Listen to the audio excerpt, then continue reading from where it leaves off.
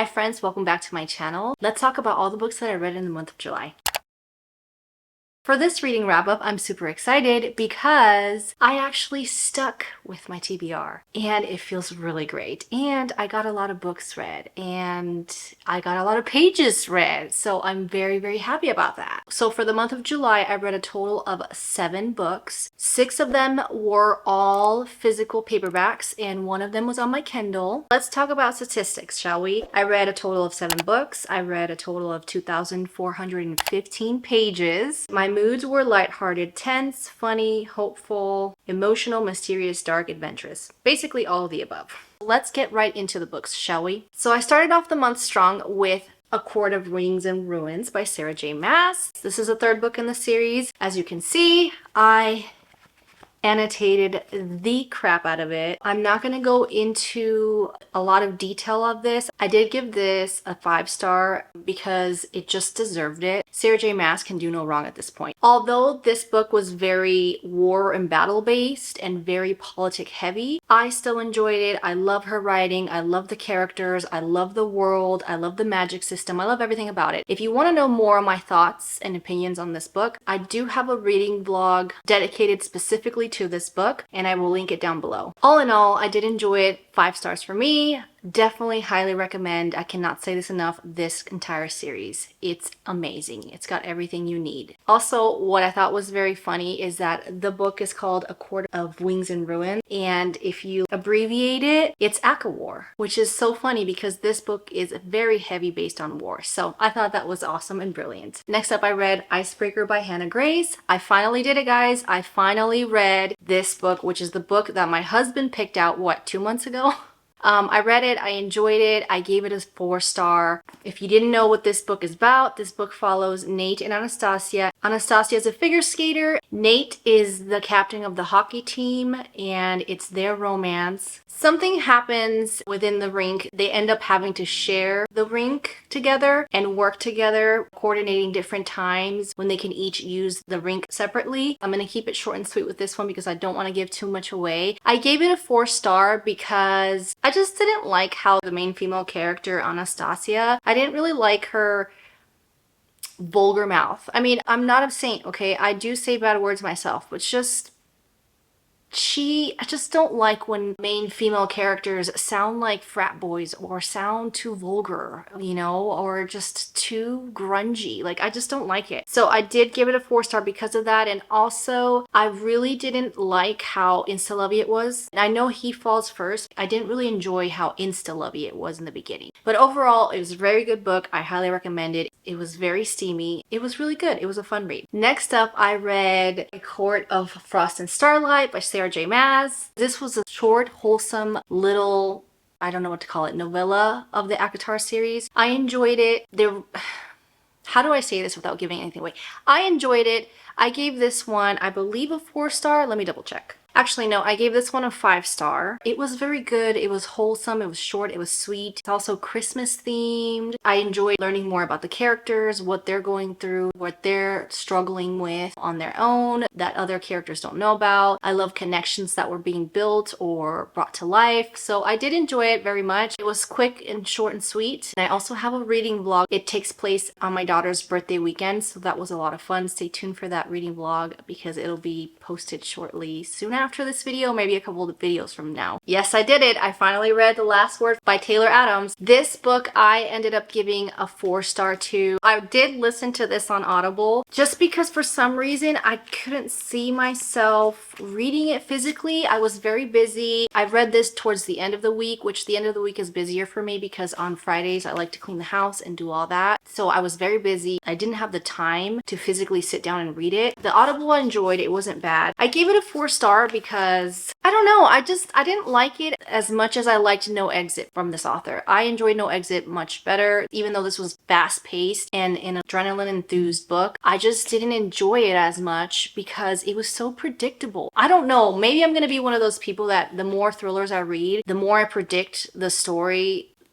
the less I like it. I don't know, but for me, it was very predictable. It annoyed me to the point to where it annoyed me. If you didn't know what The Last Word is about, this book follows Emma, who is actually in this secluded beach area, house sitting for somebody in this little house. She has a lot of time in her hands, needs to get away because something has happened in her life that she just needs to clear her mind and get some space. So she decides to house sit for this lady who owns this house. She has a lot of time in her hands, so she decides to read a book that her neighbor next door recommends her to read. She reads the book on her Kindle and she absolutely hates it. Hates it to the point that she gives it a 1-star review and she rants about it on Goodreads, I'm assuming. All of a sudden, the author reaches out to her and asks politely to take it down because he's an indie writer and it's gonna affect his career, and she says absolutely not. This book was so horrible, I feel like I should share it with the world. Get over it. And things go unhinged from there. It's chaotic, it's very twisty, there's a lot of action. It's definitely a page turner, but again, it was so predictable for me that I just didn't enjoy it. I just didn't enjoy that part. I found it quite annoying. Either way, still a good book. I still recommend it and I gave it 4 stars. Next book I read is Famous for a Living by Melissa Ferguson. This book was so cute. I gave this one 4 stars. This is a small town romance. She's an influencer and he literally has a flip phone. So you can kind of see how different the dynamic is there, but it just worked out so well for their romance. It was so cute. This story follows Kat and Zaya, and Kat is actually trying to get away from the big city that she lives in, Manhattan. She is an influencer. She's very famous, has good money, lives in a very nice loft in Manhattan, and something happens with an app that she is co-partners with. Her co-business partner is basically accused of committing fraud, so in order for her to keep her innocence, because she had no idea this was happening, her agent tells her that she needs to lie low under the radar for a couple months until this blows over. Her uncle offers her to stay with him and work with him in the Cannery National Park in Montana. For her, it's perfect because it's a small town, nobody knows her there, so she does it. She takes this offer. There she meets Zaya, who happens to be her uncle's second-hand man. They're park rangers in their job field, so their romance goes from there, but it's super cute because she moves in to this like dingy old tiny shack of a cottage in the middle of the woods. There's literally no heaters. There's nothing glitzy about it. She just has to make do. She has a roommate there too. I just think it's such a cute little rom-com romance. It also has friendship in there and community, and it was just so good. It was so good. Also, since she's an influencer and she shares on Instagram what she's been doing in Montana, every chapter starts off with this little Instagram post that the author provides, which I thought was genius, and it just enhanced the cuteness of the whole story. So yeah, I have nothing bad to say.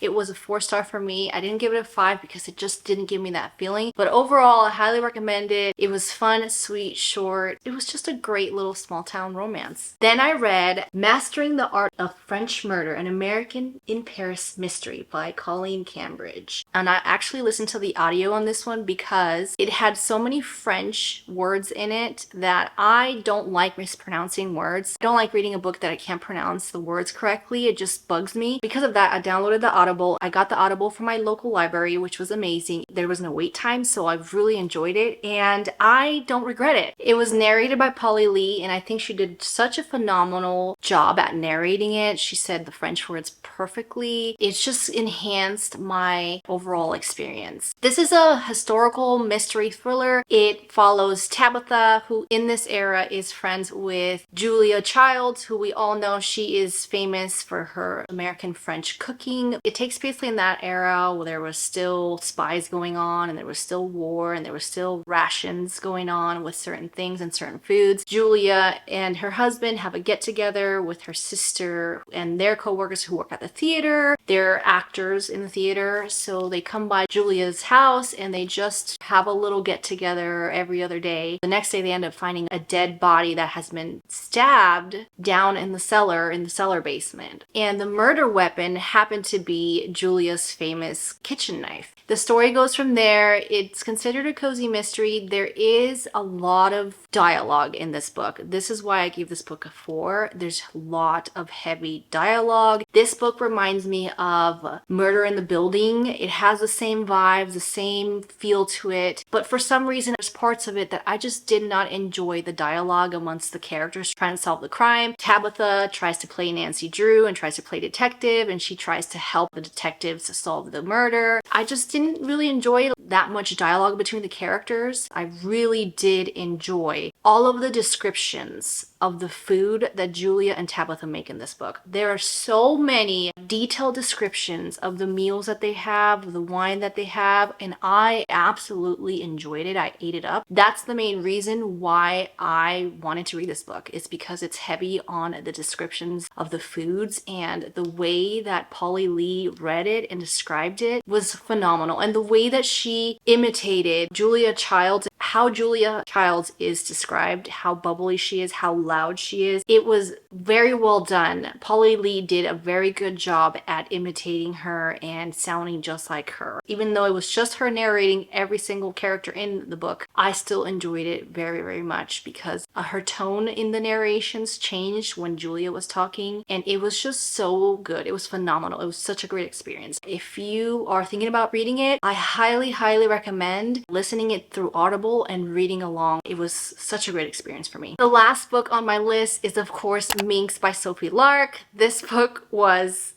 let me just say, like, I'm blushing. Honestly, I knew this book was going to be very steamy, and I'm not complaining about that. It's got some kinks in there that I didn't think I would be into. It's also got some other things in there that I was like, ooh, a little cringed about it. Other than that, I really did enjoy it. I gave that book a 4-star out of 5. I gave it a 4 because it didn't quite hit the 5-star feeling that I get when I read certain books, and that is the only reason. It had smut, it had steamy scenes galore, it had a good passion, it had everything that you can ask for in a smutty book. Let's just say. This book is very interesting because it follows Ramses and it follows Blake, and they're both like million/billionaires, okay? They both have a lot of money. They both have successful businesses. I believe Ramses is into stocks. That part of the book was kind of confusing. Don't quote me on it, but I believe he has a business where he has invested in companies and he's also invested in stocks. And Blake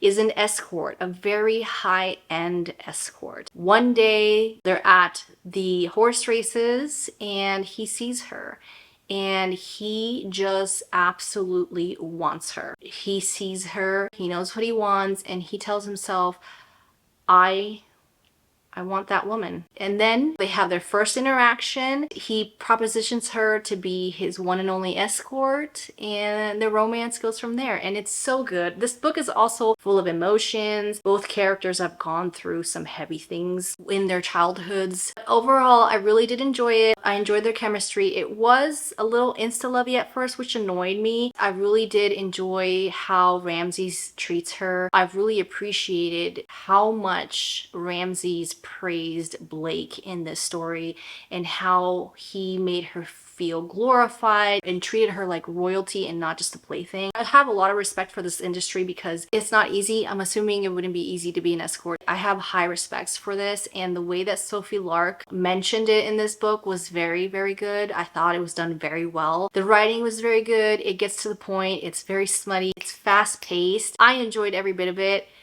It just didn't make the 5-star mark for me, but it was a very good book. If you want smutty, cut to the chase, get to the point, very steamy with some kinks in it that are gonna surprise you in the best way, I definitely recommend you picking up Minx by Sophie Lark. Okay guys, that's it for today's video. Thank you so much for watching. If you like this video, don't forget to like and subscribe, and I will see you on my next one. Bye!